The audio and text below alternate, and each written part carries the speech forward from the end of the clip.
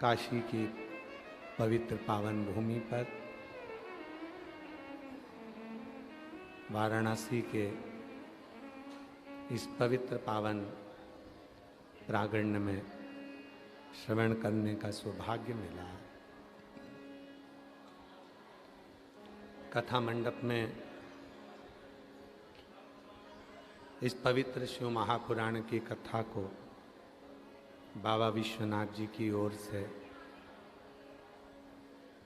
मां मणिकर्णिका के घाट से 1008 जगत गुरु श्री संतोषाचार्य जी महाराज जी सतुआ बाबा जी जो इस पवित्र कथा की दिव्यता को प्रदान कर रहे हैं, एक बार जोरदार ताली बजाकर उनके लिए साधुता। कथा के इस पवित्र पावन प्रांगण में विराजमान यजमान परिवार श्री अमित मुदगल जी बिहटा अम्बाला हरियाणा से हैं। उनको बहुत बहुत साधुवाद जो शिव कृपा से ये यजमान पद ग्रहण किया। श्री कृष्णलाल गुप्ता जी अम्बाला हरियाणा से हैं। शिव की कृपा से ये यजमान पद ग्रहण किया, उसके लिए साधुता। राजकुमार राठौर जी वकील साहब, बाबा की कृपा से शिव भक्ति से आप यहाँ विश्वनाथ जी की धरा में यजमान बने, उसके लिए साधुवाद। श्री प्रदीप बंसल जी दिल्ली से हैं जो बाबा की इस पवित्र कथा का यजमान पद ग्रहण कर अपने पूरे बंसल परिवार को पार उतार रहे हैं। शामीश्वर और एकांतेश्वर महादेव नोएडा से जो ऑनलाइन टीवी के माध्यम से यजमान बने हैं, एक बार उनके लिए भी जोरदार ताली बजाओ। चतुर्वेदी परिवार झांसी से जो इस पवित्र कथा की दिव्यता को संभालते हुए पूरा मैनेज करते हुए यजमान पद ग्रहण किया है, जोरदार ताली। श्री चंदन जी सोनी देवास से जो कहीं पर भी रहें पर उनका दिल मन भगवान शिव की पवित्र कथा व्यासपीठ की ओर रहता ही है। दुकान पर भी बैठते हैं तो मन उनका शिव में ही लगा रहता है, एक बार उनके लिए भी जोरदार ताली। श्रवण कुमार मिंटू भैया वाराणसी से हैं, काशी के रहने वाले हैं और विश्वनाथ जी की ओर से ही आप यजमान पद ग्रहण कर रहे हैं, विश्वनाथ जी की ही कृपा से। उषा जी अग्रवाल जी वाराणसी से हैं जो अपने पूरे परिवार समेत पहली बार यजमान पद ग्रहण करी हैं और शिव जी से प्रार्थना है ऐसे ही बनते रहे। श्री अनिल जी जायसवाल जी जो वाराणसी से हैं, शिव की कृपा से इन नवरत्नों के साथ आप भी बाबा की कृपा से जुड़े और कार्य को सफल करने में लगे, उसके लिए साधु करें। और तेरी कृपा एक भी लेते कृपा से बखान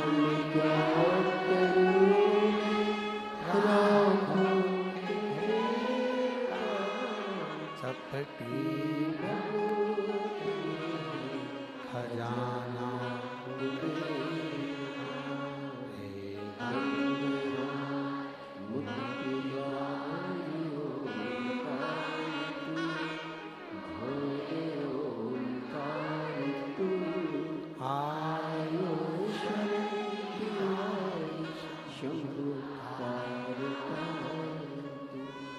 शिव की कृपा से वाराणसी की इस पवित्र पावन भूमि में बाबा विश्वनाथ जी की कृपा से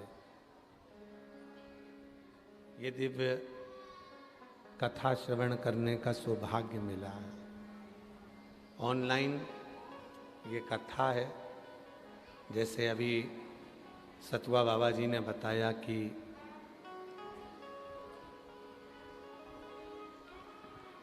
बाबा जी ने आज वीडियो भी भेजे और उस वीडियो में सतुआ बाबा जी के आश्रम की गौशाला पे 50-60 ऑटो खड़े हैं और जो कथा को सुनने के लिए आए। पर ये कथा ऑनलाइन है और इसको ऑनलाइन ही रहने दो तो आनंद होगा। आप सब, एक माता जी तो हरियाणा से आ गई हैं और पंजाब से, लुधियाना से आई हैं और कल रोड पर जाकर बैठ गई थी। वो खड़ी है, लुधियाना पंजाब से है। बाबा जी कल रोड पे बैठ गई थी, कम से कम 4 से 5 घंटा तक पानी नहीं पिया, कुछ खाया नहीं और रोड पे बैठी रही। केवल शायद ही ऐसी कोई व्यासपीठ हो जिसके लिए लोग इतना संघर्ष करते हैं और कथा को सुनते हैं।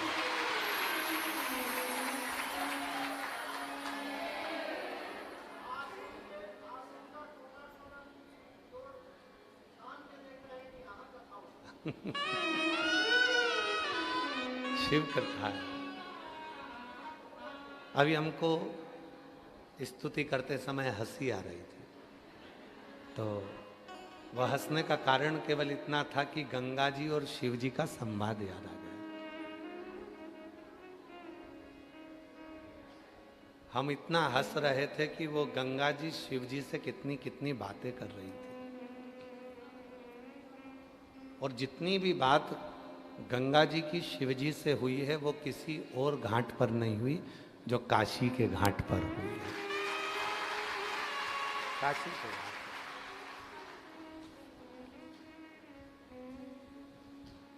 और वो कोई साधारण सी बातें नहीं थी गंगा जी और शिव जी की जिसके पीछे हमको हंसी आ रही थी। हम पूरी स्तुति में ही हंसते रहे और इतनी तेज तेज हंसी आ रही थी कि स्तुति नहीं होती तो खिलखिला के हंस देते। क्यों? क्योंकि गंगा जी ने कह दिया था बाबा भोलेनाथ जी से कि मैं भगवान विष्णु के चरणों में भी नहीं रही, मैं ब्रह्मा जी के कमंडल में भी नहीं रही, मैं इंद्र की सभा में भी नहीं रही, मैं वरुण और गरुण की सभा में भी नहीं रही, मैं कहीं पर एक जगह पर टिक नहीं पाई। तो भगवान शंकर मुस्कुराकर कहते हैं, तू भले कहीं ना रही हो पर अब मेरे बिना तू कहीं जा नहीं सकती है।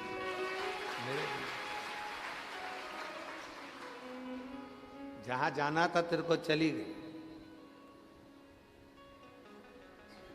इसीलिए पूरी दुनिया में गंगा बहती है और काशी में गंगा रहती है। गंगा बहती है सारी दुनिया में, पर काशी में गंगा रहती है। और रहना किसको कहते हैं और बहना किसको कहते हैं, दोनों में बहुत अंतर है। और काशी वाले अच्छे से समझते होंगे इस बात को, बहना और रहना में कितना अंतर है। चले गए, शॉपिंग कर ली, सामान खरीद लिया, कोई सामान अपना एकत्रित कर लिया, ले लिया, इसको कह देते हैं बहना। ठीक है। पर रहना किसको कहते हैं? किसी बहू को देखो जो अपने मायके में रहती है तो समझ लो कि वो बह रही है, और ससुराल में रह रही है तो मतलब वो रह रही है। ससुराल में रह रही है वो। अब गंगा जी काशी में रहती है। और रहना किसको कहते हैं? ऋषिकेश में खूब उछली, गंगोत्री में खूब उछली, हरिद्वार में खूब उछली। पूरी गंगा के मार्ग में गंगा जी इतनी उछलती है, इतनी उछलती है, पर काशी में गंगा उछलती नहीं है, रहती है, शांत होती है। यहाँ रहती है तो शांत। उसको मालूम है कि यहाँ विश्वनाथ है। हर जगह पर गंगा जी का शोर नजर आता है, पर काशी में गंगा शोर नहीं मचाती है। काशी में गंगा शोर नहीं मचाती।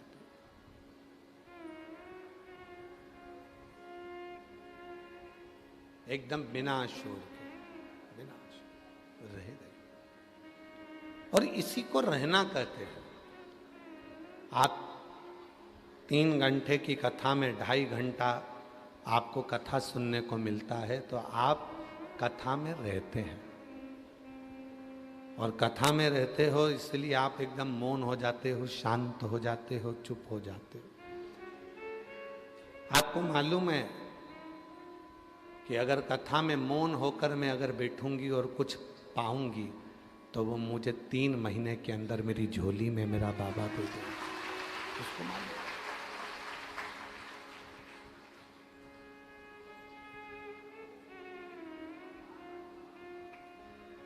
यहां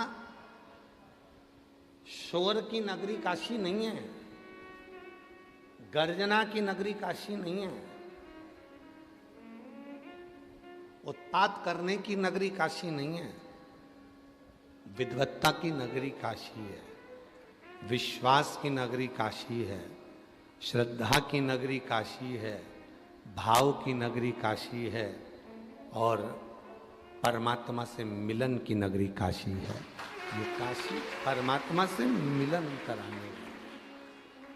यहाँ शोर पहले तो अब काशी का नज़ारा और हो गया कि इतना पब्लिक आती है, इतना शोर होता है, लोग ट्रैफिक जाम भी होता है, सब कुछ होता है। पर पहले की काशी में ये कुछ नहीं था। पहले की काशी तो मौन थी।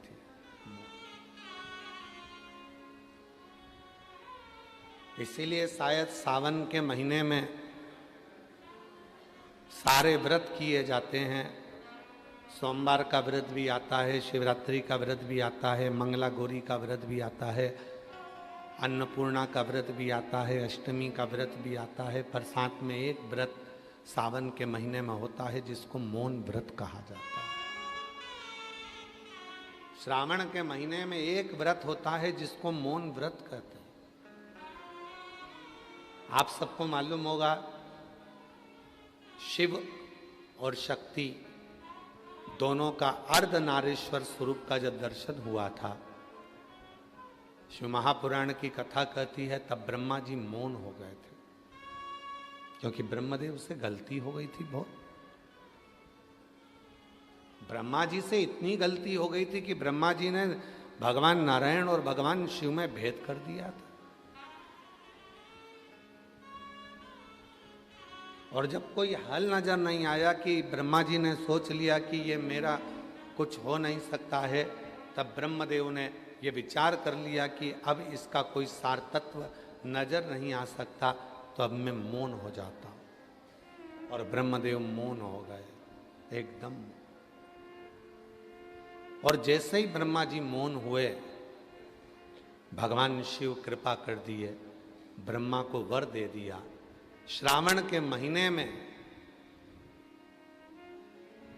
जब मैं अपने ससुराल माता प्रसूति से सेवा ले रहा हूँगा, मेरी अर्धांगिनी सती मेरी सेवा कर रही होगी, समुद्र मंथन का विष मैंने पिया होगा और मेरी पार्वती मेरे को कावड़ चढ़ा रही होगी। उस श्रावण के महीने में संसार में रहने वाला यदि मनुष्य एक दिन भी, कुछ घंटों का भी यदि मौन व्रत धारण कर लेगा, शिव कहते हैं वो एक लोक नहीं अनेक लोकों का सुख भोग कर परम लोक को प्राप्त कर लेगा। इसलिए श्रावण महीने में जितना कावड़ का महत्व है, श्रावण महीने में जितना कावड़ चढ़ाने का महत्व है, श्रावण के महीने में जितना 2 लोटा जल चढ़ाने का महत्व है, श्रावण के महीने में जितना शिव की अविरल भक्ति करने का महत्व है, उतना ही मौन रहने का महत्व है।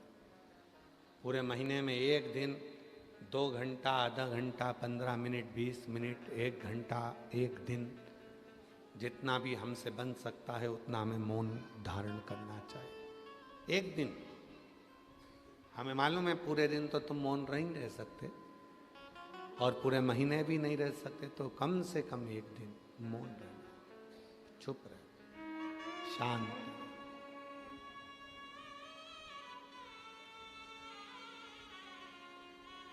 बहने वाली गंगा भी काशी में आकर रहना पसंद करती। और एक दिन ऐसा आया, एक दिन ये स्थिति हो गई काशी में कि गंगा जी तो उछल पड़ी, बहुत उछली।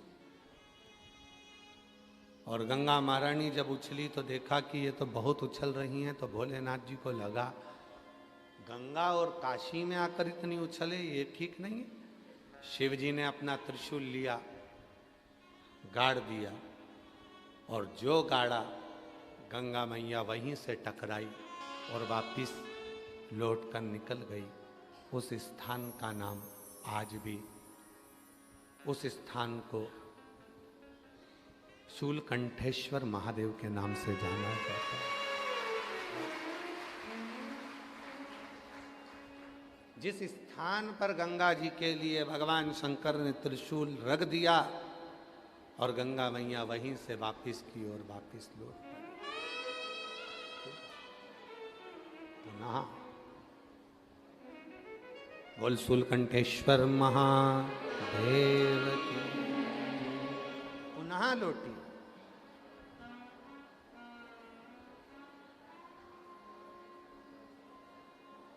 उनको पहचानना, उनको जानना, उनका स्मरण करना, उनकी भक्ति में डूबना। शिव जानते थे, भगवान शंकर के स्मरण में था कि गंगा अविरल बही है, उछली है, तो हो सकता है कि काशी में भी उछले, हो सकता है। पर उसको साधना, किसी ने खूब कहा, अच्छा सुंदर कहा है कि पानी और परमात्मा दोनों की याद प्यास लगने पर लगती है। पानी कब याद आता है? जब प्यास लगती है, बहुत प्यास लगे तो पानी की याद आती है। और परमात्मा की याद कब आती है? जब बहुत दुख हो। बहुत प्यास लगने पर पानी याद आता है और बहुत दुख आने पर परमात्मा याद आता है। कैसे भी मेरा शिव मेरे दुख को काट दे, कैसे। और लगन तुमसे लगा बेटे जो होगा,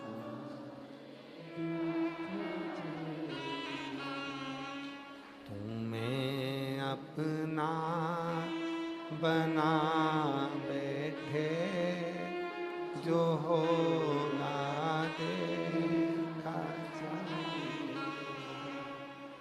लगन तुमसे लगा बैठे, जो होगा देखा जाए।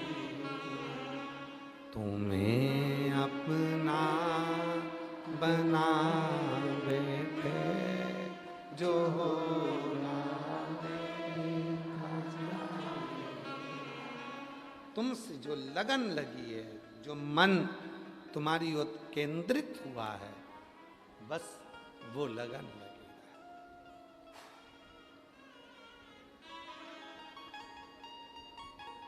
सतयुग, त्रेतायुग, द्वापर, और अभी क्या चल रहा है? स्वयंपाक बनवायचा की भांडी धुवायची दोन्ही का नाही स्कॉच ब्राईट स्क्रब स्पॉन्ज यामध्ये आहे 3M स्टीन काटर टेक्नॉलॉजी जो देतो भरपूर फेस चिवट आणि तेलकट डागांसाठी आणि स्पॉन्ज देतो मजबूत पकड स्वयंपाक मजेदार जेव्हा स्कॉच ब्राईटने मिळेल स्वच्छता अपरंपार। वो सब भगवान भोलेनाथ जी से कहते हैं कि सतयुग में तो हमको अनुष्ठान करना पड़ता था, यज्ञ करना पड़ता था। सतयुग में तो हमको यज्ञ अनुष्ठान करना पड़ता था, तब आप कृपा करते थे। त्रेता में तब साधना करना पड़ती थी, तब आप कृपा करते थे। द्वापर में यज्ञ करना पड़ता था, उपास करना पड़ता था, तब आप कृपा करते थे। जितने सतयुग के संत हैं, जितने त्रेता के साधु हैं, जितने द्वापर के महात्मा हैं, वो शिव जी से कहते हैं अब हमको कलयुग में नीचे भेज दो।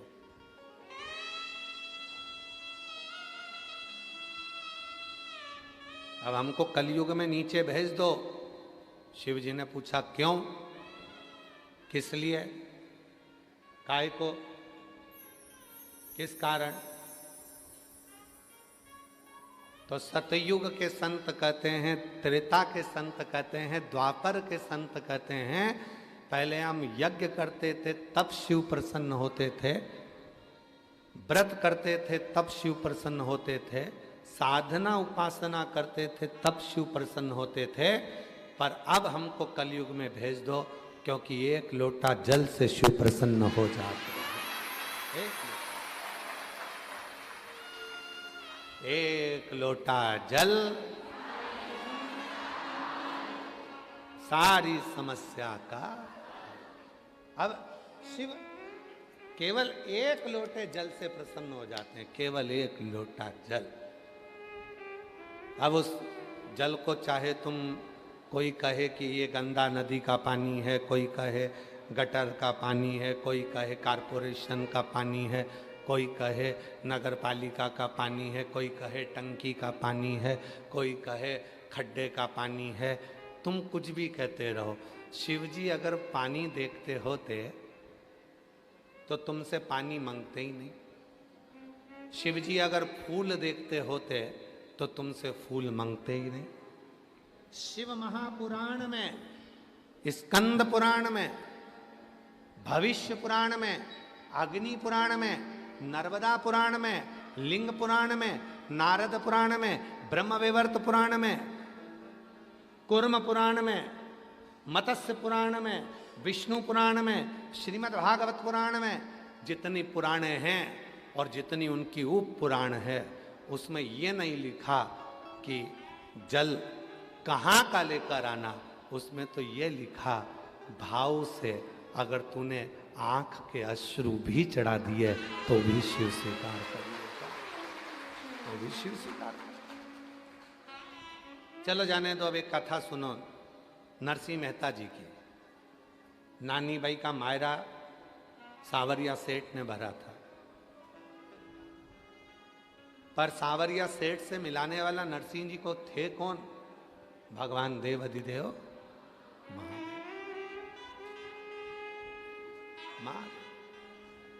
जरा विचार करिए, थोड़ा संगीत सब थोड़ा शांति से रहे। सांवरिया सेठ से शिव जी को मिलाने वाला कौन था? कौन? विचार करना जरा। बड़ी भाभी ने देवर को धक्के मार के निकाल दिया। नरसिंह मेहता जी रोते हुए कहाँ जाते? तो बड़े भाई सारंगधर ने कह दिया कि वो टूटा हुआ शिव जी का मंदिर है, वहां चले जा। टूटे हुए शिव जी के मंदिर में भेज दिया और टूटे हुए शिव जी के मंदिर में नरसिंह जी चले गए। ना लोटा था, ना जल था, ना फूल था, ना पत्र था, ना भोग था, ना भोजन था, कुछ क्या करा नरसिंह जी ने? पूरी रात नरसिंह जी शिवलिंग को गले लगाकर रोते रहे। पूरी रात नरसिंह जी शिवलिंग को गले लगाकर रोते रहे, पूरी रात। सुबह ब्रह्म मुहूर्त में भगवान शंकर ने नरसिंह जी को नंदी पर बिठाया और सांवरिया सेठ का दर्शन कराने के लिए गौलोक धाम ले गए।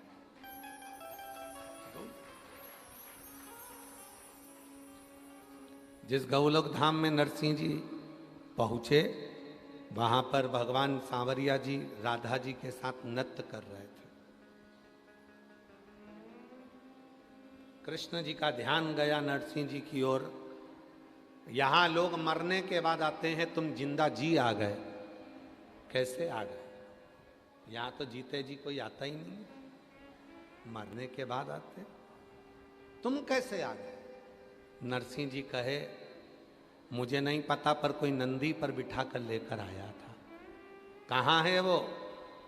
जो सांवरिया सेठ ने भगवान शिव जी को देखा, जिंदा जी बैकुंठ तक लाने की सामर्थ्यता किसी में नहीं है, केवल एक शिव में है। वो जल नहीं था तो भी शिव प्रसन्न हुए। यही कलिकाल की घटना है, यही कलयुग की घटना है। नानी भाई का मायरा कोई सतयुग या त्रेता या द्वापर का नहीं है, कलयुग का है। आंखों के पानी में नमक होता है कि नहीं होता है? बोलो बोलो, जम के बोलो, होता है।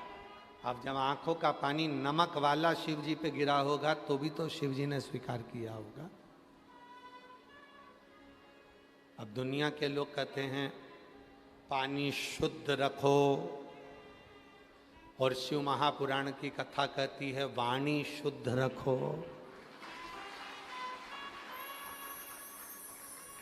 दुनिया के लोग कहते हैं फूल शुद्ध रखो।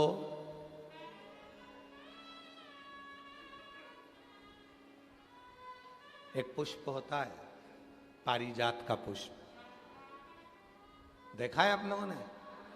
पारिजात का पुष्प, उस पुष्प को तोड़ा नहीं जाता, तोड़कर अगर भगवान को चढ़ाया जाता है तो पारिजात का पुष्प फलित नहीं होता, दुख देता है। वो पुष्प का नियम है बाबा जी।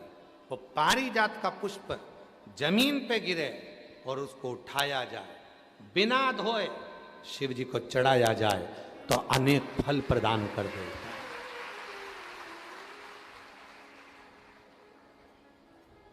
बिना धोए।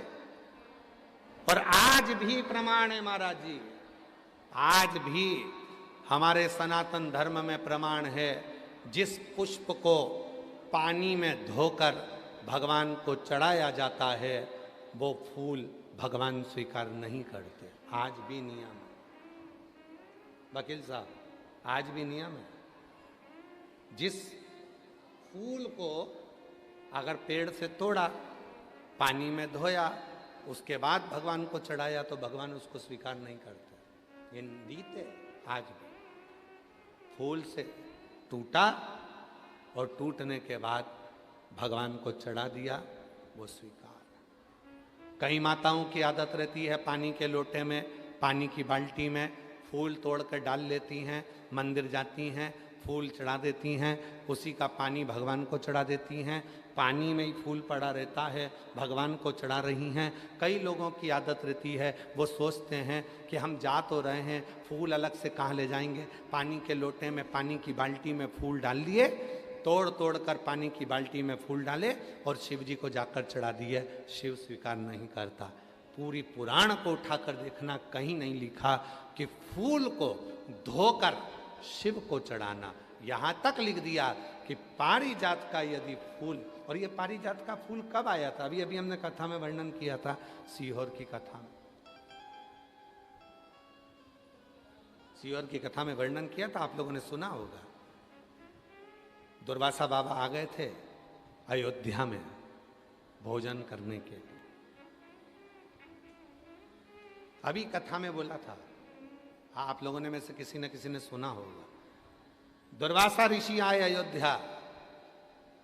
भगवान श्री राम जी, भरत जी, शत्रुघ्न जी, लक्ष्मण जी सब ने आओ भगत करी।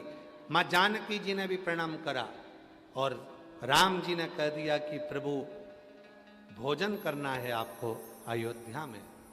तो उन्होंने कह दिया था भोजन तो करूंगा, पर शर्त एक है, भोजन बनाने में अग्नि का प्रयोग ना हो, भोजन बनाने में जल का प्रयोग ना हो, और भोजन बनाने में धेनु का प्रयोग ना हो। कोई दूध, कोई घी, कोई दही, कोई वस्तु गाय की होना नहीं चाहिए, धेनु का प्रयोग भी ना हो, सुनो, अग्नि का प्रयोग भी ना हो और जल का प्रयोग भी ना हो। अब हम चतुर्वेदी जी और अंबाला वाले आप दोनों की धर्म पत्नियों से कह दें कि बिना अग्नि का भोजन बनाना, बिना पानी का भोजन बनाना और बिना धेनु का भोजन बनाना बन सकता है? तो जी बोलेगी कि नहीं बन सकता। बेटी बनेगा ही नहीं। आप में से कितने लोग हैं जो बिना पानी का भोजन बना सकते हैं, बिना अग्नि का भोजन बना सकते हैं, बिना धेनु का भोजन बना सकते हैं, बिना घी तेल का?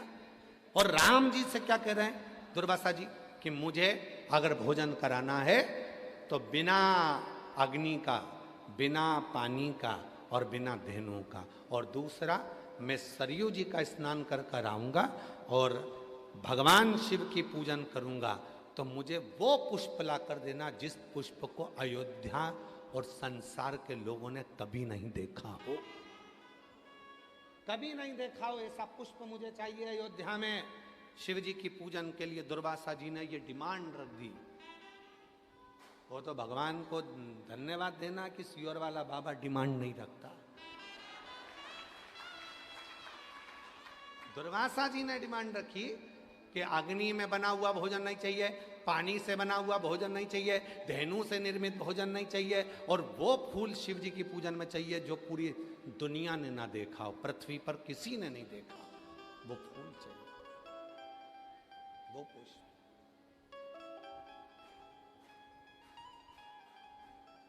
वो पुष्प चाहिए।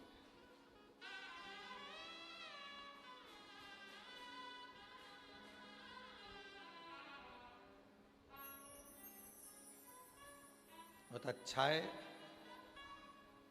जो सियोर वाला बाबा ज़्यादा डिमांड नहीं रखता। ये जितने लोग सोशल मीडिया पे बोलते हैं ना कि बाबा इतनी डिमांड, बाबा इतनी डिमांड, तो ये तो छोटी मोटी है।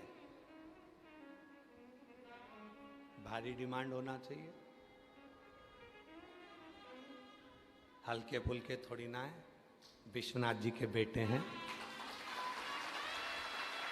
शिव के पुत्र हैं, कोई छोटे मोटे। अब राम जी चिंता में पड़ गए। राम जी के समझ में नहीं आया कि मैं ऐसा भोजन, सीता जी से पूछा तुम बना दोगी? सीता जी बोली बिना आगी के और बिना पानी के, बिना घी तेल के कोई भोजन बनेगा? पूरे अयोध्या में दिखवाया ऐसा कोई फूल जिसको किसी ने नहीं देखा हो। बाबा वशिष्ठ के पास गुरु जी ने कह दिया एक पत्र लिखो, इंद्र के लिए छोड़ दो। उस पत्र में लिखना 2 वृक्ष भेज दो, 2 वृक्ष, एक कल्प वृक्ष और दूसरा पारिजात का वृक्ष, 2 वृक्ष भेज। पत्र गया और वो पत्र इंद्र के चरणों में जाकर गिरा, तो पत्र पढ़ते से ही इंद्रदेव ने 2 वृक्ष भेजे। कौन कौन से वृक्ष भेजे? एक कल्प वृक्ष, एक पारिजात। कल्प वृक्ष इसलिए भेजा गया कि राम जी ने हाथ जोड़े कल्प वृक्ष के और कहा कि भोजन दे दो। कल्प वृक्ष से जो मांगो वो मिल जाता है। बना हुआ भोजन सामने आ गया, ना अग्नि लगी, ना पानी लगा, ना धेनु लगी, और भोजन दुर्वासा जी के सामने। दूसरा, पारिजात का वृक्ष आया, जिस पारिजात के फूल को किसी ने नहीं देखा था, वो राम जी ने दुर्वासा जी को दिया शिव जी को चढ़ाने के लिए। और वो फूल जो जमीन पर पड़े थे वो राम जी बीन कर दुर्वासा जी को दिए थे, शिव ने स्वीकार किए थे। शंकर भगवान उसी क्षण राम जी की साक्षी में कहते हैं, सुनो राघव, आज भूमि पर पड़ा हुआ ये पुष्प तुम्हारे हाथ का स्पर्श पाकर मेरे पास आया है। आज के बाद संसार का मनुष्य जब पारिजात का फूल मुझे देगा तो वो तोड़ कर देगा तो फल नहीं मिलेगा, पर भूमि पर पड़ा हुआ देगा तो मैं राम के रूप में उसको स्वीकार करूंगा। राम जी के हाथ के पुष्प के बराबर पुष्प पारिजात का भूमि पर पड़ा हुआ पुष्प हो जाता है। और दुनिया के लोग बात करते हैं कि ये पानी मत चढ़ाओ, वो पानी मत चढ़ाओ, ये मत करो, शिव जी को ये कई लोग कह देते हैं ये बेलपत्र तुम्हारी पूरी टूट गई है, ये बेलपत्र खंडित हो गई है, ये खंडित बेलपत्र है, शिव जी को मत चढ़ाओ, इसकी एक पत्ती नहीं है, शिव जी को मत चढ़ाओ, ये बेलपत्र का आधा टुकड़ा है, शिव जी को मत चढ़ाओ, ये बेलपत्र का इतना सा टुकड़ा है, शिव जी को मत चढ़ाओ। शिव महापुराण की कथा जिसने पढ़ी नहीं है वो व्यर्थ की बात करते हैं। और जिन्होंने शंकर जी को जान लिया, शिव महापुराण में यहां तक लिखा है कि अगर बेलपत्र के 1,00,000 टुकड़े हो जाएं और बेलपत्र सूख भी जाए, सूख कर भी उसका चूरा बन जाए और चूरे का भी एक तिनका मात्र भी शंकर को चढ़ जाए तो सहस्त्र बेलपत्र के फल के बराबर फल प्राप्त हो जाता है। जो समझे ही नहीं उनको क्या समझाए? जो आज भी दिमाग में लेकर बैठे, खंडित है, खंडित है, खंडित है।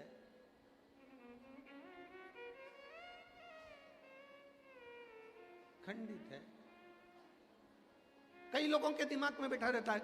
और आप लोगों से निवेदन है, आज की कथा में से ये वाला वीडियो काट के डाल देना आप लोग।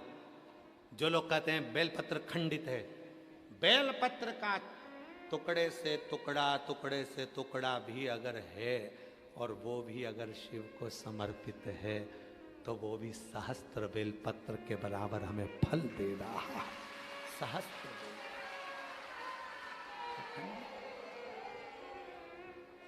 दुनिया में केवल एक ही तो है, पूरी दुनिया में केवल एक ही है, मेरा देव अधिदेव महादेव। भगवान विष्णु जी की मूर्ति खंडित होती है तो मूर्ति को बदलना पड़ता है, राम जी की मूर्ति खंडित होती है तो मूर्ति को बदलना पड़ता है, देवी जी की मूर्ति खंडित होती है तो मूर्ति को बदलना पड़ता है, दत्त भगवान की मूर्ति खंडित होती है तो मूर्ति को बदलना पड़ता है, 33 कोटि देवताओं की मूर्ति खंडित होती है तो मूर्ति को बदलना पड़ता है। और महादेव का शिवलिंग यदि खंडित भी हो जाता है तो वह अखंडेश्वर महादेव कहलाता है। शिव जी का शिवलिंग भी अगर खंडित हो जाए तो वो खंडित नहीं माना जाता, 1000 टुकड़े हो जाएं तो खंडित नहीं माना जाता, उसके टुकड़े टुकड़े हो जाएं तो भी खंडित नहीं माना जाता, वो अखंडेश्वर हो जाता है, सहस्त्रेश्वर हो जाता है, लक्षेश्वर हो जाता है, वो साधारण नहीं रहता है।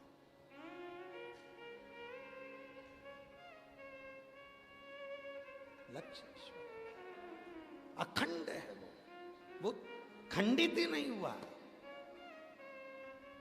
सारी दुनिया में सबसे ज्यादा आक्रमण अगर द्रोहियों ने करे हैं तो काशी पर करे हैं। अगर विधर्मियों ने सबसे ज्यादा आक्रमण करे तो काशी विश्वनाथ पर करे। सब कुछ तोड़ लिया उन्होंने, पर काशी आज भी अजर और अमर जैसी खड़ी की खड़ी है। अजर अमर है। गली गली के मकान तोड़कर देख लो, हर मकान के नीचे से शिवलिंग निकलेगा, हर ओटले के नीचे से शिवलिंग निकलेगा, हर भूमि के नीचे से शिवलिंग निकलेगा।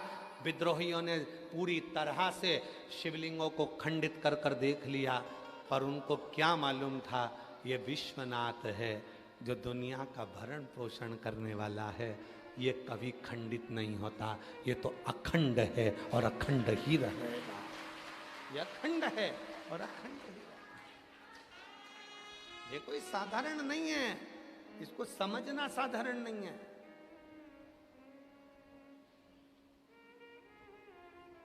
एक नैना नाम की एक शिवभक्त महाराष्ट्र की आकोला के पास में रहती, नैना नाम था। महाराज, हम चतुर्वेदी जी उसका पत्र अगर हमारे पास में होगा तो हम उस पत्र को सोशल मीडिया पर जरूर डालेंगे। हम श्योर जाकर ढूंढवाएंगे उस पत्र को। अगर वो पत्र, नैना नाम की एक लड़की आकोला के पास की,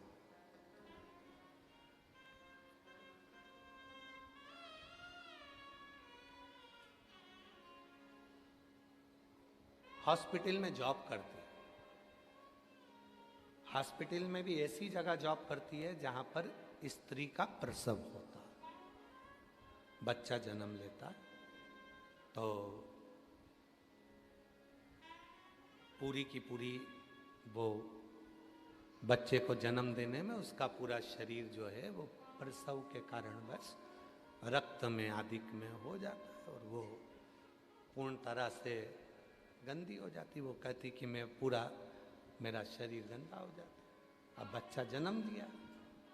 अब ये तो माएँ जानती हैं, माँओं को मालूम है कि प्रसव के समय पर बच्चा जब जन्म लेता है तो कितना कितना वहाँ रक्त आदि गंदा हो जाता है।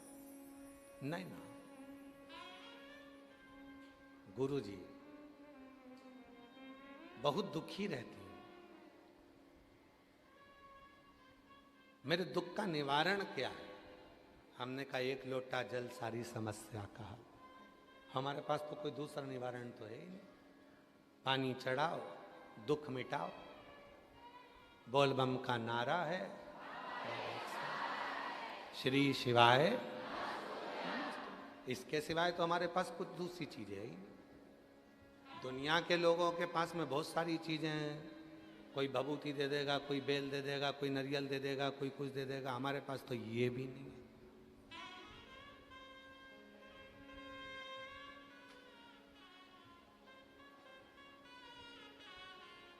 हमने कहा नहीं ना, तुम एक काम करा करो, रोज शिव जी को जल चढ़ाया करो। गुरु जी, हॉस्पिटल में जाने की जल्दी रहती है, जल चढ़ाऊं कैसे? हॉस्पिटल से आती हूं तो गंदी हो जाती हूं, जल चढ़ाऊं कैसे? हमने कहा घर से चला करो तो बोतल में जल भर लिया करो, जाते आते जब तुम्हारा मन पड़ जाए, जब शिव कृपा कर दें तब जल चढ़ा। हॉस्पिटल से आती होगी तो स्नान कर कर आती होगी, हाँ। कपड़े बदल कर आती होगी, हाँ। तो फिर जाने में क्या दिक्कत? पर लोग कहते हैं कि हॉस्पिटल से आइए, शिव जी के मंदिर आ गए। हमने कहा दुनिया तो ताना देती रहेगी।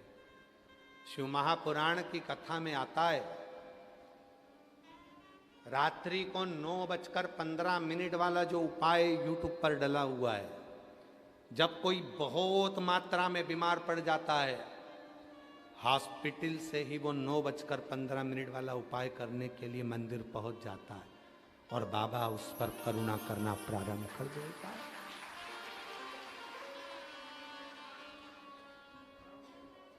शिव गंदा शरीर नहीं देखे हैं, शिव गंदा मन देखते हैं।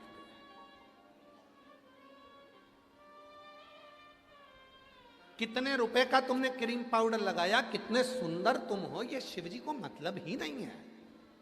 क्या करेगा वो तुम्हारी सुंदरता से? करेगा क्या? जिनके आगे स्वयं मां जगत जननी पार्वती जी भी फीकी हैं, जिनके आगे स्वयं जगत जननी जगदम्बा अम्बा भी स्वरूप में फीकी हैं, वो शिव जी कितने सुंदर हैं। तो तुम्हारी सुंदरता से उसको कोई मतलब तो है नहीं।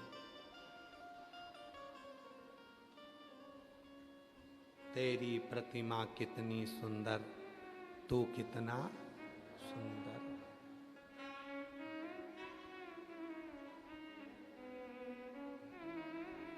वो कितना सुंदर।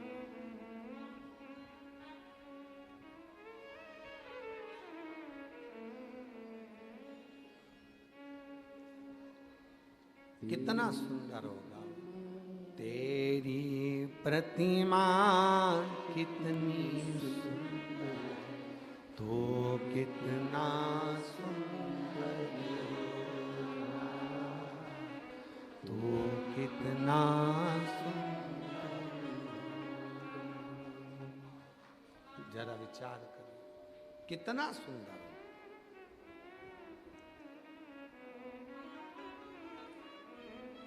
वो कितना सुंदर हो सकता है। तुम्हारी सुंदरता से मतलब नहीं है, तुम्हारी सुंदरता से कोई मतलब नहीं, कोई मतलब।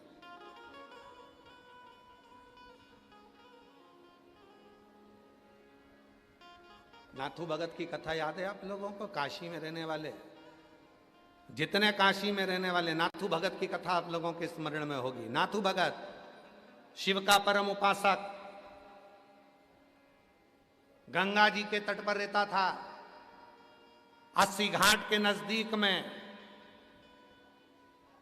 एक बड़ा सा किला था। उस किले के एक आले में वो रहता था, किले के आले में। और वो किले के घाट के किले के आले में। अब थोड़ा ध्यान देना तुम लोग, जरा सा स्मरण रखिएगा। आप लोग तो काशी के रहने वाले हो। गंगा के घाट पर बहुत बड़े बड़े घाट हैं। घाट के अंदर जहाँ लोग खड़े होकर नहाते हैं, ऐसे गोल गोल चबूतरे बने रहते हैं, उसके अंदर आले बने रहते हैं। आले, उस आले के अंदर नाथू भगत रहता था। जितने काशी वाले हैं उन सबके स्मरण में एक कथा होगी कि वो नाथू भगत काशी में रहता और 80 घाट के नजदीक में केदार खंड के अंतर्गत निवास करता। नाथू भगत जिसको भी प्रवचन देता था, बोलता था, तो एक ही बात कहता था, कभी उसने काशी से बाहर पांव नहीं रखा। कैलाश नहीं गया, क्योंकि उसको मालूम है कैलाश मेरी काशी में है। कभी देवी का दर्शन करने नहीं गया, क्योंकि 9 देवियां मेरी काशी में है। किसी गौरी का दर्शन करने नहीं गया, क्योंकि 9 गौरी मेरी काशी में है। किसी विनायक का दर्शन करने नहीं गया, क्योंकि अष्टविनायक मेरी काशी में है। किसी हनुमान जी के मंदिर दर्शन करने नहीं गया, क्योंकि सारे हनुमान मेरी काशी में है।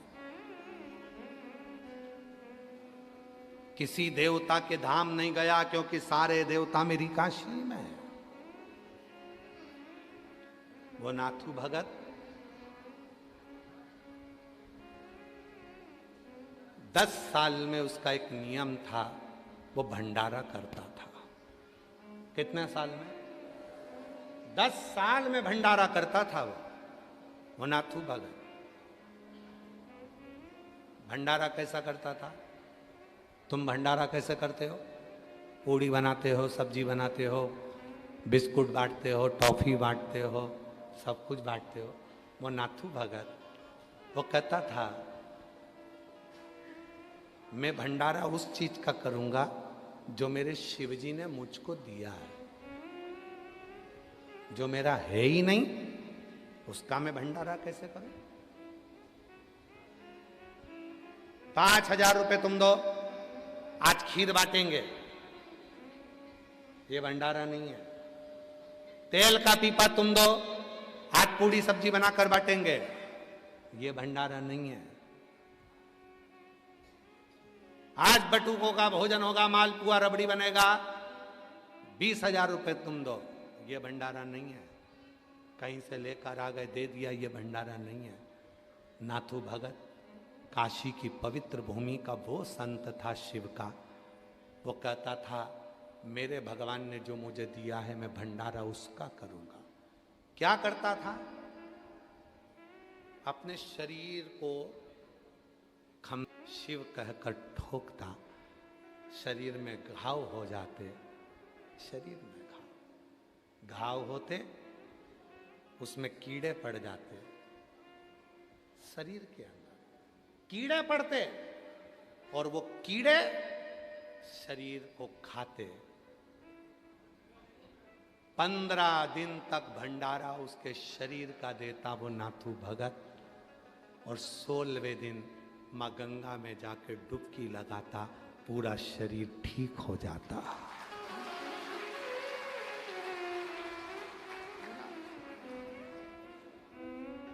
पूरा शरीर ठीक। काशीवासी वो नाथू भगत को भूल नहीं सकते, उसके भंडारे को कोई भूल नहीं सकता। धन का भंडारा नहीं था, तन का भंडारा था। जैसे ही गंगा जी की डुबकी लगती थी पूरा शरीर ठीक हो जाता। ये काशी है, इस काशी को लोगों ने हल्के में ले लिया है। आज नए नए लोग आकर बस गए काशी में तो सोचते हैं कि काशी हम देख रहे हैं कि कमाई का स्रोत हो गया। आज नए नए लोग काशी में आकर बस गए, थोड़ी सी प्रॉपर्टी खरीद ली और सोच लिया कि हमने होटल, हमने बिल्डिंगें बना ली तो काशी हमारी हो गई। काशी तुम्हारी नहीं है, काशी नाथू भगत जैसे की है, जो गंगा में नहाते से शरीर को ठीक कर लेता। काशी को पहचाना क्या पहचाना? और बाबा जी आज हम कहें आपसे एक कथा, अभी तो हम विश्वनाथ शिव महापुराण की कथा कर कर जा रहे हैं। यहाँ से 4था दिन है, आज 3 दिन और बचे हैं, पर चतुर्वेदी जी और पूरी टीम और बाबा जी सब ध्यान रखना, जब एक बार कथा करने के लिए वापिस आए तो काशी के भक्तों की कथा सुनाकर जाएंगे कि काशी के भक्त कैसे थे, कैसे काशी के भक्त थे, कि उन काशी के भक्तों का क्रम क्या रहा है, उन काशी के भक्तों का क्रमता क्या रही है, उन काशी के भक्तों की सराहना क्या रही है। कहीं मिलेगा नाथू भगत जैसा जो अपने शरीर का भंडारा देता हो, गंगा में डुबकी लगा के शरीर को ठीक कर लेता हो? नाथू भगत।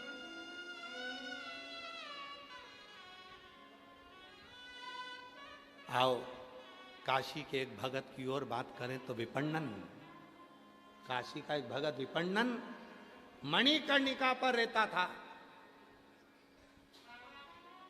और वह विपन्नन मणिकर्णिका पर रहता, और मणिकर्णिका पर वह विपन्नन रहता हुआ मणिकर्णिका की भूमि पर जब कोई मुर्दा जलाने आता तो मुर्दे जलाने वाले का मुख देखता, वो विपन्नन। और वो विपन्नन जो मणिकर्णिका के घाट पर रह रहा है, ना घर है ना कुछ है, केवल खुले आसमान में विपन्नन रहता था। और कहते हैं लोग मुर्दा लेकर जाते थे, राम नाम सत्य चिल्लाते थे, और विपन्नन मुर्दे से, जिसको लेकर जा रहे हैं उस मुर्दे से बात कर लेता था। लोग कहते थे अघोरी है, तांत्रिक है, लोग कहते अघोरी है, तांत्रिक है। अरे विपन्नन ना अघोरी था ना तांत्रिक था, वो विश्वनाथ जी का भक्त था, शिव का भक्त था। वो अघोरी नहीं।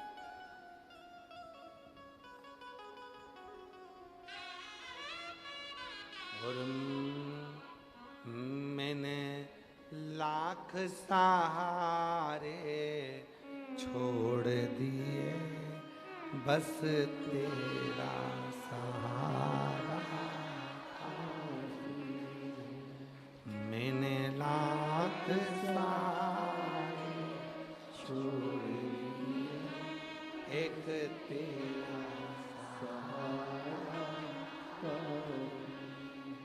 बस तेरा सहारा काफी है, बस तेरा सहारा काफी है।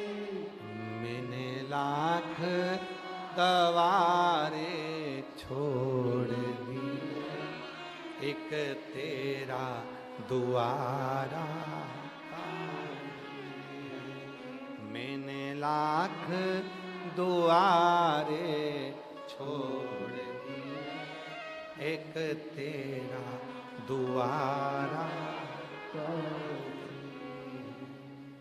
मैंने बस एक द्वारा, एक दरवाजा देख लिया, वो तेरा।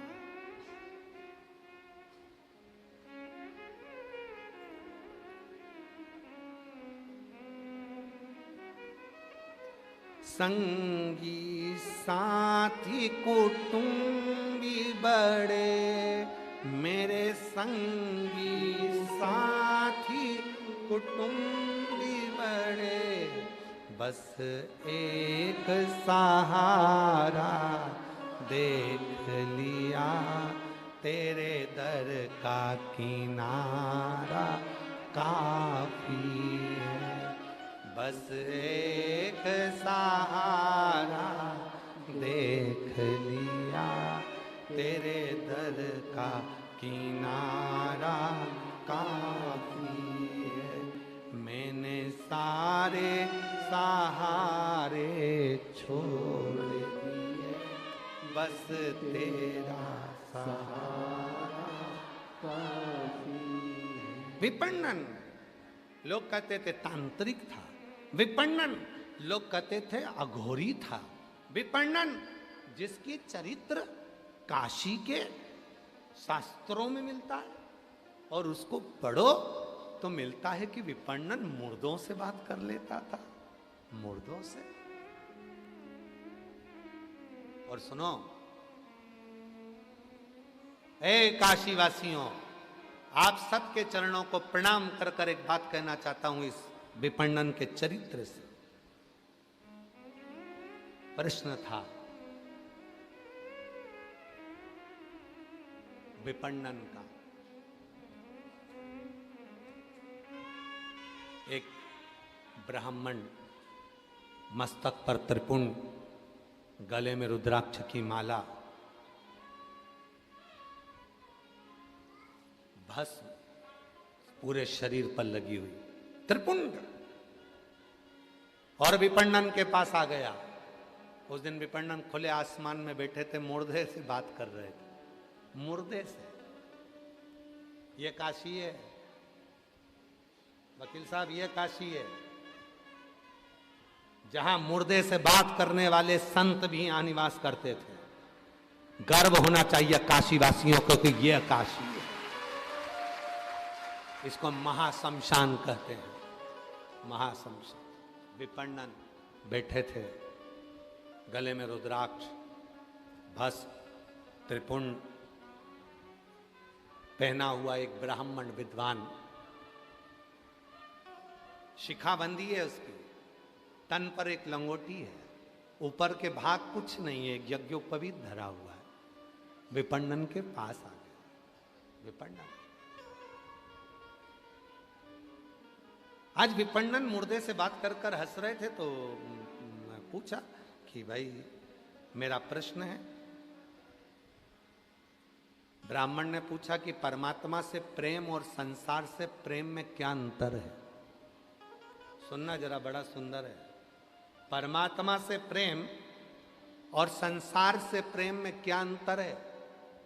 विपणन ने जो कहा हम आज की भाषा में सुनाएंगे, पुरानी भाषा में नहीं सुनाएंगे, क्योंकि आज की भाषा में तुम्हें जल्दी समझ में आएगा।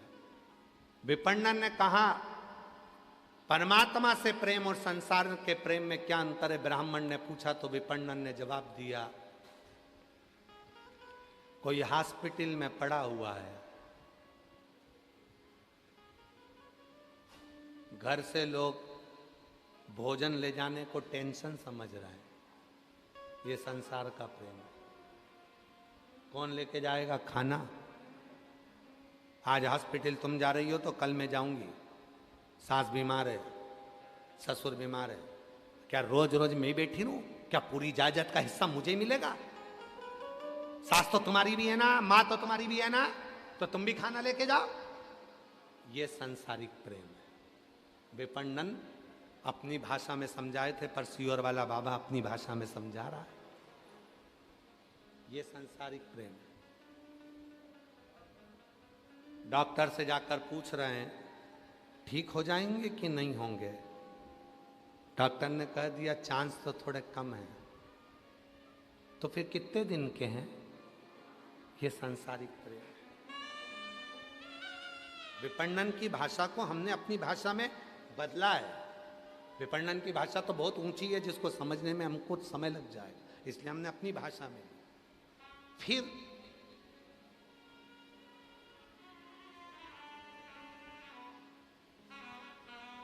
डॉक्टर साहब, इनको खाने में क्या दें? 4-5 रोटी देंगे, 2-4 रोटी देंगे तो गंदगी करेंगे, और गंदगी करेंगे तो पलंग पर साफ कौन करेगा? भोजन की मात्रा कम कर दी, 2 रोटी 1 रोटी, जिससे वो मलमूत्र ना करे। साफ कौन करेगा? संसारिक प्रेम है। और विपणन ने कहा यह संसार का प्रेम है। जिस व्यक्ति ने करोड़ों कमाए, जिस व्यक्ति ने लाखों कमाए, जिस व्यक्ति ने दुकान जमाई, जिस व्यक्ति ने बंगला बनाया, जिस व्यक्ति ने घर बनाया, आज उसी पर लोग खर्च नहीं कर पाते। विचार करते हैं ज़्यादा खर्चा हो जाएगा, हॉस्पिटल से जल्दी छुट्टी दे दो, घर ले जाते हैं। अब जब मर ही रहे हैं तो घर ही मर जाएंगे। इसको कहते संसारिक प्रेम। और विपणन ने फिर कहा परमात्मा से प्रेम किसको कहते हैं? तो विपणन कहते हैं दर्द में भी अगर वो याद आ रहा है, दुख में भी आंसू के साथ विश्वनाथ का नाम निकल रहा है, और मरने से पहले भी ये तुम्हारे भीतर विश्वास है कि मेरे साथ मेरा विश्वनाथ है। वही परमात्मा का प्रेम। इसी को परमात्मा का प्रेम कहते हैं। इसी को परमात्मा के प्रति प्रेम कहा गया। इसलिए मेरी जीजियों, जितने भी आस्था चैनल पर कथा सुन रही हैं, जितने फेसबुक यूट्यूब पर कथा सुन रहे हैं, जितने मेरे जीजा, जितनी मेरी जीजी, जितना मेरा बेटा बेटी, जितने मेरे बुजुर्ग माँ बाप यहाँ बैठे हैं, पंडाल में बैठे हो जितने, बाहर बैठे हो जितने, और जितने आस्था चैनल पर कथा सुन रहे हैं, सबसे निवेदन है अंतिम समय आए उससे पहले अपनी अलमारी में जितनी साड़ियां रखी हैं सब पहनो।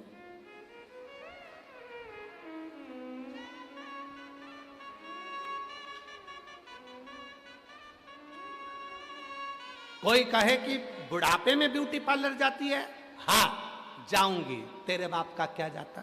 जा, चल जाऊं, जा। बता,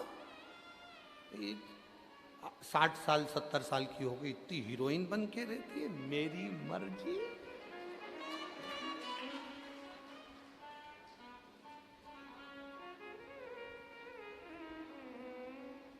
कब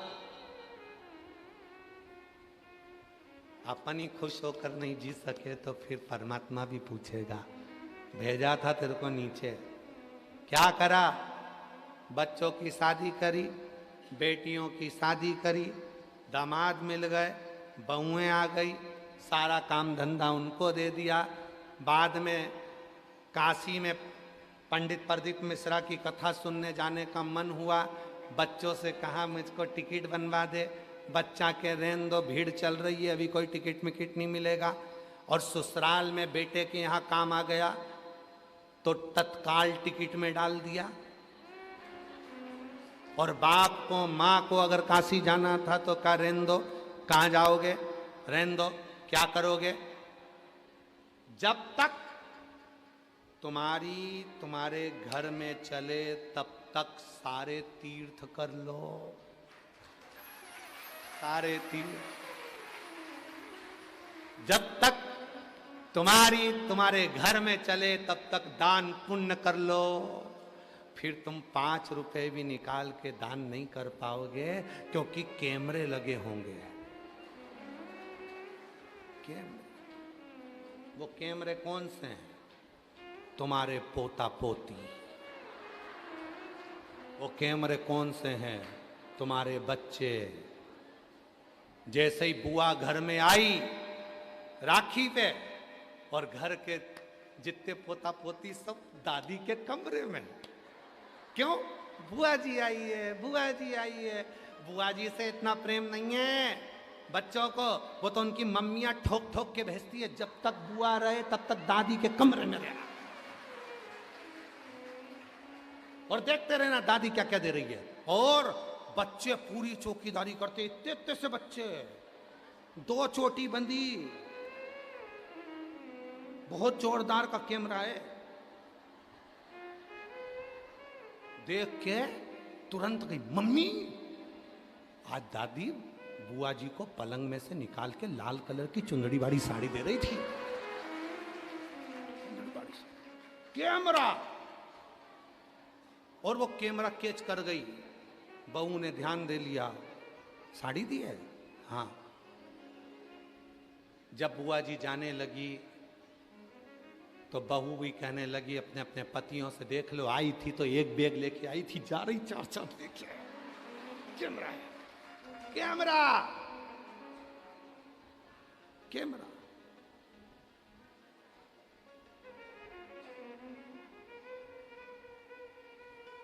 इसीलिए जब तक तुम्हारे घर में चले, जब तक तुम्हारे घर पर कमांड रहे, तब तक तीर्थ करो, दान करो, पुण्य करो, भजन करो, कीर्तन करो।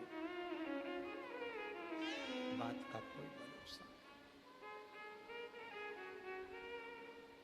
बात का कोई भरोसा नहीं। शरीर शिथिल होता चले जाता है तो भजन भी नहीं हो पाता।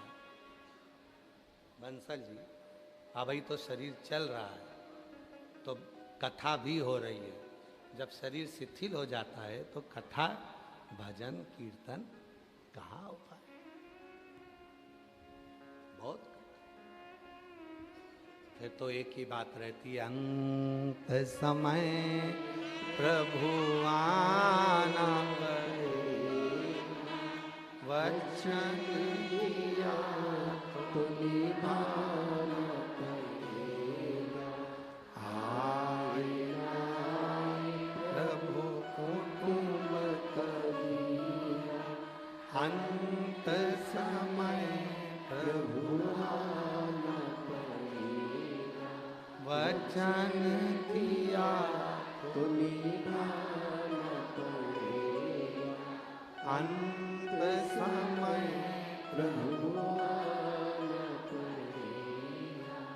परमात्मा से प्रेम और सांसारिक प्रेम विपणन ने बता दिया ब्राह्मण देवता को कि ये परमात्मा से प्रेम है और ये संसार का प्रेम, संसार का।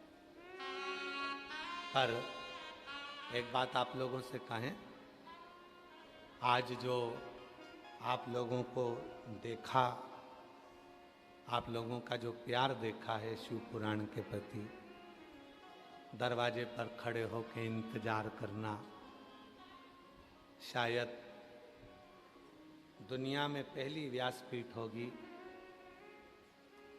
जिसके लिए दरवाजा भी बंद कर दिया जाता है कि कोई आए ना।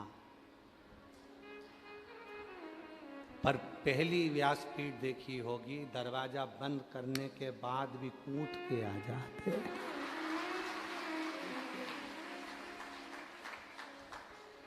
तुम हमें छुपा ना पाओगे,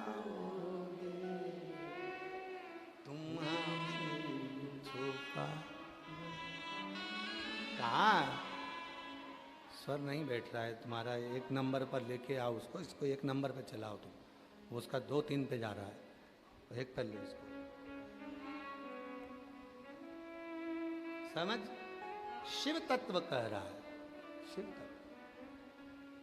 शायद पहली व्यासपीठ है जिसको रोकने के बाद भी लोग शिव भक्त, और ये प्रदीप मिश्रा जी के लिए नहीं आ रहे, सीवर वाले बाबा के लिए नहीं आ रहे, आपके दिल में जो शंकर जी बैठे हैं, विश्वनाथ जी बैठे हैं, शिव बैठे हैं, आप उस शिव को पाने के लिए, शिव से शिव का मिलन करने के लिए शिव पुराण है। और शिव से शिव,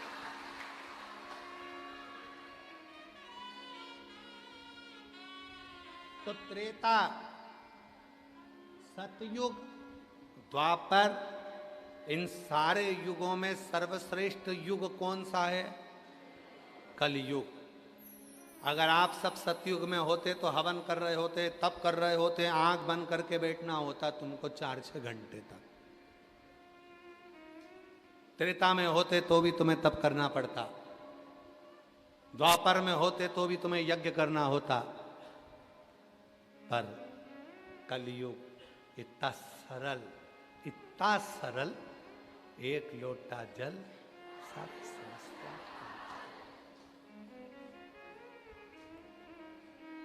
और आज हमारे चतुर्वेदी चढ़वा दिए बिस्लेरी का जल सुबह सुबह।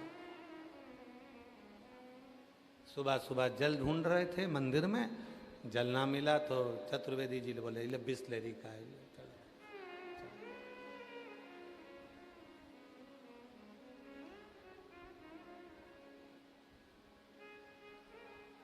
जो नहीं, शिव जी ने कभी नहीं कहा कि मुझे इतना कीमती फूल देना, कभी नहीं, कभी नहीं कहा।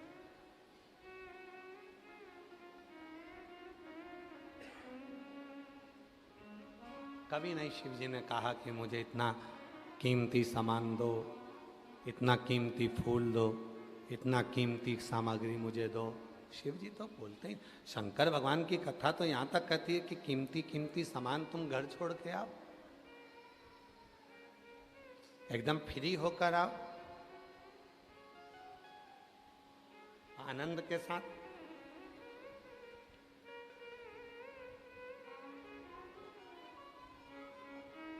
जमुनादास जी का चरित्र कथा है ना, 252 वैष्णव की वार्ता में सेठ, एक भगवान का भक्त था जमुनादास,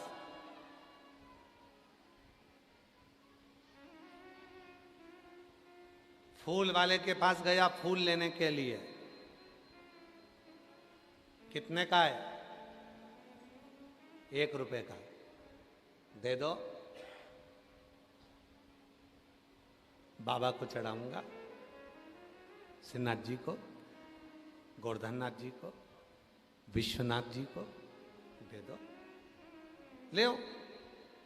वहीं से एक सेठ जा रहा था जिसका नाम था यवनराज। यवनराज सेठ जा रहा था वेश्या के दरवाजे पर। टोकनी में देखा कि फूल रखे थे, बड़ा सुंदर फूल था। जो जमुनादास जी के हाथ में फूल रखा था उसी फूल को सेठ यवनराज ने देख लिया। यवनराज ने फूल हाथ में लेकर, हाथ में फूल को उठाकर देखा, फूल वाले से पूछा फूल कितने का है? फूल वाले ने कहा फूल 2 रुपए का। जमुनादास जी बोले अभी तो तुम मुझे फूल 1 रुपए का दे रहे थे, विश्वनाथ जी के लिए, गोवर्धननाथ जी के लिए, श्रीनाथ जी के लिए। ए भैया, मैंने ये फूल अपने मन से बाबा को दे दिया, गोवर्धननाथ जी को दे दिया, श्रीनाथ जी को दे दिया, विश्वनाथ जी को दे दिया, अब तो तुम ये फूल मुझे दो ना। फूल वाले ने कहा फालतू की बात मत करो, फूल की कीमत 2 रुपया है। यमनराज को कहा, सेठ जी को। यमनराज जी ने अपनी गठरी में से 2 रुपए निकाल कर देना चाहे तो जमुनादास जी ने कहा फूल अब जाएगा तो विश्वनाथ के चरणों में ही जाएगा, फूल जाएगा तो गोवर्धननाथ जी के चरणों में ही जाएगा। फूल की कीमत 4 रुपए। जमुनादास भक्त। यमनराज ने कहा फूल की कीमत 8 रुपए, अगर ये फूल जाएगा तो वेश्या के जूड़े में जाएगा। जमुनादास जी ने कहा फूल की कीमत 10 रुपए। यमनराज ने कहा फूल की कीमत 20 रुपए। वेश्या के जूड़े के लिए फूल की कीमत 20 रुपए। जमुनादास जी ने कहा फूल की कीमत 40 रुपए। यमनराज ने कहा तू मुझे जानता नहीं, मैं नगर का सेठ हूं, ये पूरी नगरी मेरी है, तुम मुझसे भिड़ रहा है। जमुनादास जी कहने लगे यमनराज जी आप तो दूसरा फूल भी ले सकते हो, ये फूल तो मेरे बाबा को चढ़ जाने दो। यमनराज ने कहा फूल की कीमत 80 रुपया। जमुनादास जी ने कहा फूल की कीमत 100 रुपया। यमनराज ने कहा फूल जाएगा अब तो वेश्या के जूड़े में ही जाएगा, फूल की कीमत 200 रुपए।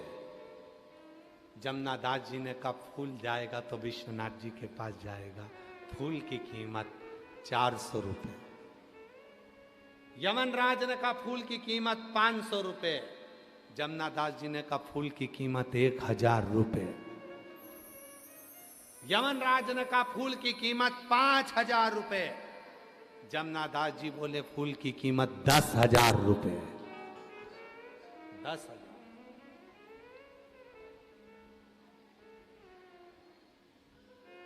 यमनराज ने पता लगाया कि ये इसके पास कितनी जमीन जायदाद है, पता करो। पूरी जमीन बेच देगा 50,000 में बिक जाएगी, इससे ज्यादा नहीं होगा इसके पास। यमनराज ने कहा फूल की कीमत 25,000 रुपए।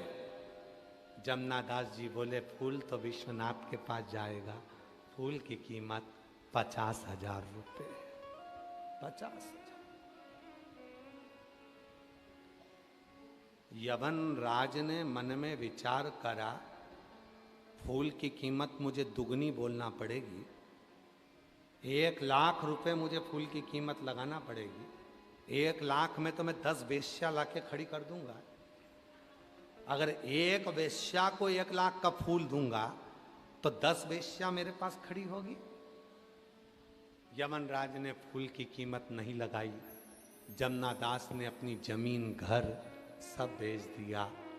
50,000 का फूल खरीदकर जब गोवर्धननाथ विश्वनाथ के पास पहुँचे, जैसे ही फूल चरणों में चढ़ाया, इतने में तो मेरा ठाकुर, मेरा गोवर्धननाथ, मेरा विश्वनाथ जमुनादास को गले से लगा लिया। गजब की कीमत लगाई।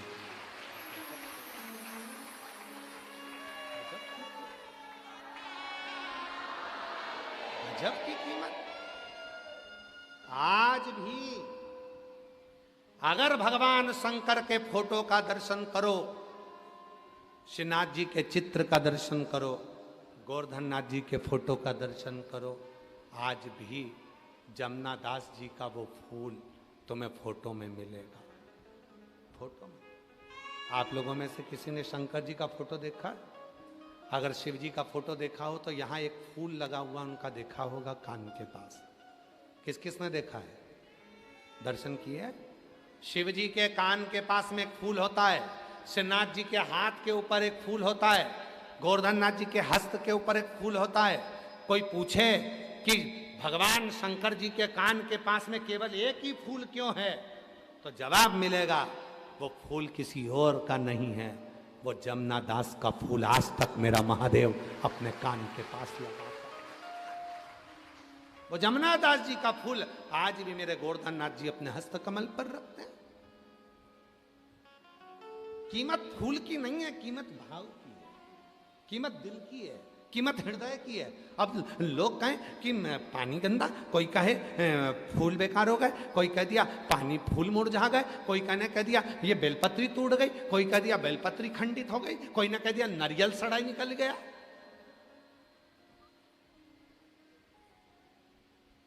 अरे भाई तुम पहचाने कहाँ? शंकर जी को तुम अभी पहचाने नहीं।